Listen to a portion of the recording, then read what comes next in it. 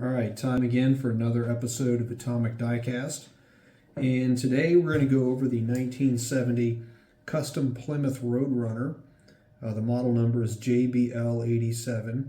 This is a new casting for 2025. They've done Roadrunners in the past, but this is the first 1970 custom that they've done like this. And it is part of the Fast and Furious series. It is a premium casting, which means it's metal on metal.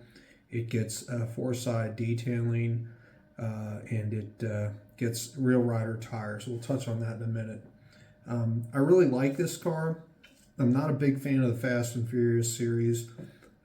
I watched about 15 minutes of the first movie and just thought it was so unrealistic and goofy. I never even watched the rest, and of course I've not seen any of the other movies that have come out as part of that. But the cars in it are pretty neat, and this one definitely is no exception. I don't know what movie it was in, but I assume if it's done as part of Hot Wheels Fast and Furious, that it must have been in one of the films. The only thing about this car, and I'm going to touch on it right away, that I don't like is when the car comes around, you're going to notice right on the rear quarter panel there is a paint chip. And I did not see this in the blister.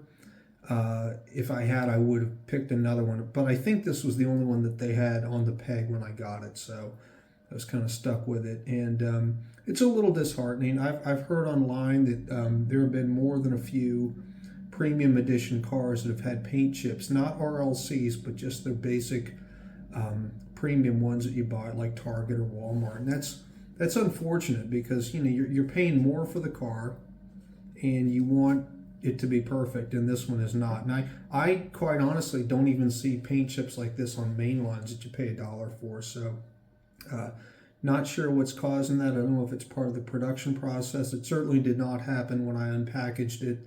I'm always very careful with that. Let me read the description of the car, and then we'll touch on the casting itself.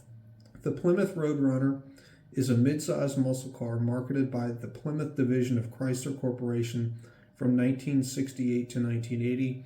The first generation of the car, designed by Jack Smith and Dick McAdam, was developed to give Plymouth a lower-priced alternative to their GTX model, built with an emphasis on performance. Much of the car's branding was based around the Roadrunner character created by Warner Brothers, including the car's logo and horn. Chrysler paid Warner Brothers $50,000 to use the Roadrunner's name and license for the car's branding, and $10,000 to develop a horn which sounded like the character. 41,484 were produced from 1970 to the last year of the car's first generation. I was not aware that the horn in the car actually sounded like the Roadrunner, so I learned something new every day. The paint is metal flake, Plymouth orange. It's pretty much a burnt orange. I like the color. I have a 1964 Chevy 2 drag car which has a similar shade of orange. It's kind of, like I said, a burnt orange at best. Now, what I really like about this casting, which stands out, is the flat black hood. And it has the 446 pack logo on either side of the hood scoop. The 4 hood pins are painted silver. The real motor made about 390 horsepower. And if you're wondering what 6-pack refers to, it is 3 two-barrel carburetors which sit atop the 440 cubic inch engine. As you can see, there's full detail of the headlights and the tail lights, which I think is beautifully done. The window trim and door handles are done in silver. Again, a really nice touch, and that's the sort of thing you'd expect, on a premium car from Hot Wheels. The wheels are coated RRPRF,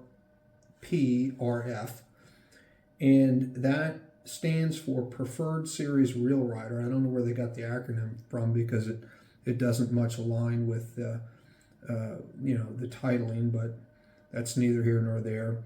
And they've used these wheels since 2002, and I really like them because they're quite similar to the Retro 5 slots, which they've done a lot of series.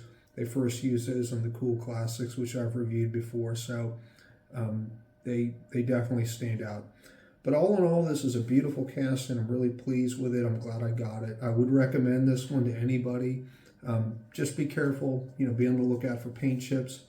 Clearly, you're only going to see three sides of the car in the blister, so you know if it's on the other side, which is on the cardboard, you're not gonna know. That was the only thing about this car which I didn't like, but it happens, and you know I'm just gonna have to live with it.